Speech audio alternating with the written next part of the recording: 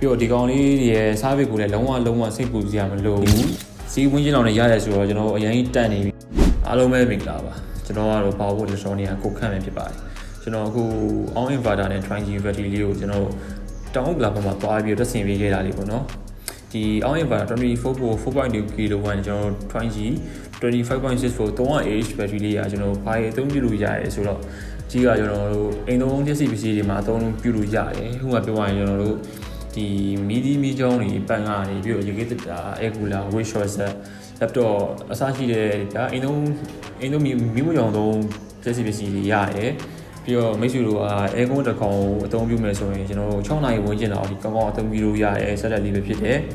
ကျွန်တော်ဒီ on inverter battery ကိုကြတော့အာမခံတစ်နှစ်ပေးထားတယ် battery ကိုကြတော့အာမခံ9နှစ် 3+2 အနေနဲ့ပေးထားတယ်ပေါ့နော်ပြီးတော့ဒီကောင်လေးရဲ့ service ကိုလည်းလုံးဝစိတ်ပူစရာမလိုဘူး။ဘာလို့လဲဆိုတော့ကျွန်တော်ဘက်က service ကိုအသေးချာလေးပြင်ဆင်ပေးထားတယ်လုံးဝကျွန်တော်ရဲ့ချင်းမြေဆွေတွေ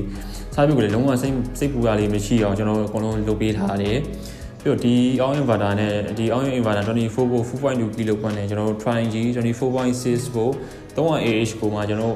တက်ရှင်ကအပြီးစီအမှကျွန်တော်360ဝန်းကျင်ပဲကြာတင်မှာဖြစ်တယ်။ဆိုတော့ကကျွန်တော်တို့ဘာလို့သေးတော့ဗျာဒီမီးပြတ်နေတဲ့ကြီးထဲမှာဒီအတွဲလေးကိုဒီစီးဝင်းချင်းလောင်နဲ့ရတယ်ဆိုတော့ကျွန်တော်အရင်တက်နေပြီဆိုတော့ကကျွန်တော်ဒီ Power Electronic Showroom ကိုအရောက်လှမ်းလာပြီးဝယ်ယူအားပေးဖို့ကျွန်တော်ဖိတ်ခေါ်လိုက်ပါတယ်အားလုံးပဲကျေးဇူးတင်ပါတယ်